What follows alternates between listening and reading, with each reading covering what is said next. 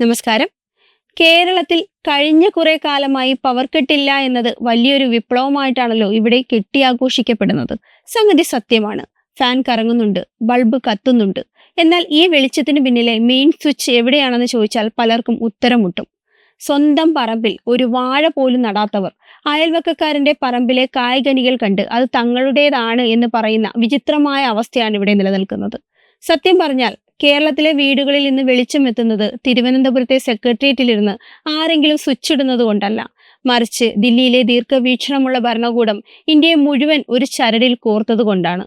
One nation one grid കേൾക്കുമ്പോൾ simple ആണെന്ന് തോന്നുമെങ്കിലും ഇത് ഇന്ത്യയുടെ ഊർജ്ജ ഭൂപടം മാറ്റിവരച്ച വിപ്ലവമാണ്. പണ്ട് സതേൺ ഗ്രിഡ് എന്ന് പറയുന്നത് തനിച്ചൊരു ദ്വീപ് പോലെയായിരുന്നു. വടക്ക് വൈദ്യുതി മിച്ചം വരുമ്പോൾ തെക്ക് ഇരുട്ടിലായിരുന്നു. 2013 വന്ന മോദി സർക്കാർ യുദ്ധകാലാടിസ്ഥാനത്തിൽ പൂർത്തിയാക്കിയ നാഷണൽ ഗ്രിഡ് എന്ന ആനുകൂല്യമാണ് ഇന്ന് കേരളത്തിന്റെ നട്ടെല്ല്. ഇന്ന് കാശ്മീരിലെ കാറ്റാടി യന്ത്രം കറങ്ങിയാലും തൃശ്ശൂരിലെ വീട്ടിലെ മിക്സി കറങ്ങും.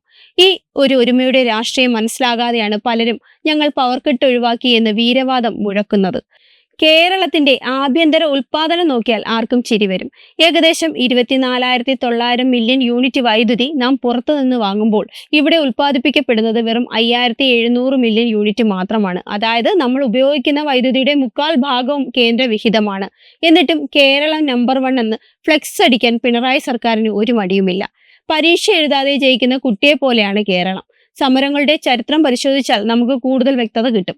ഇന്ന് നമുക്ക് വൈദ്യുതി തരുന്ന കൂടംകുളം ആണവ നിലയത്തിനെതിരെ തെരുവിൽ കിടന്ന് ഉരുണ്ടവർ ആരായിരുന്നു?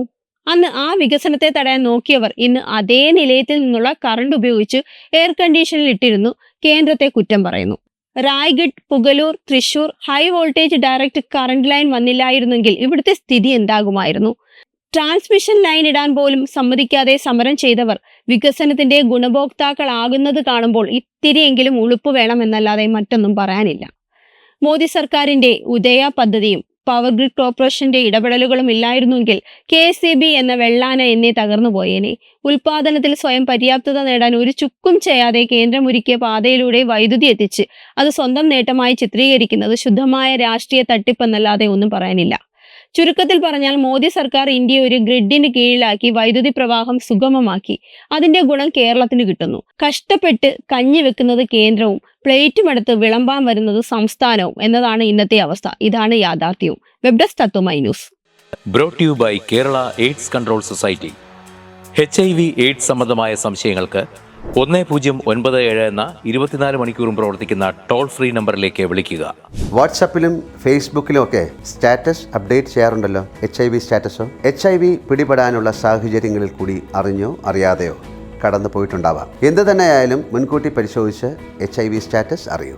സൗജന്യ HIV പരിശോധനയും കൗൺസിലിങ്ങും ആരോഗ്യ കേന്ദ്രങ്ങളിൽ പ്രവർത്തിക്കുന്ന ICTC അഥവാ ജ്യോതിസ് കേന്ദ്രങ്ങളെ സമീപിക്കുക. നിങ്ങളുടെ സ്റ്റാറ്റസ് എന്തായാലും വിവരങ്ങൾ രഹസ്യമായി സൂക്ഷിക്കുന്നതായിരിക്കും.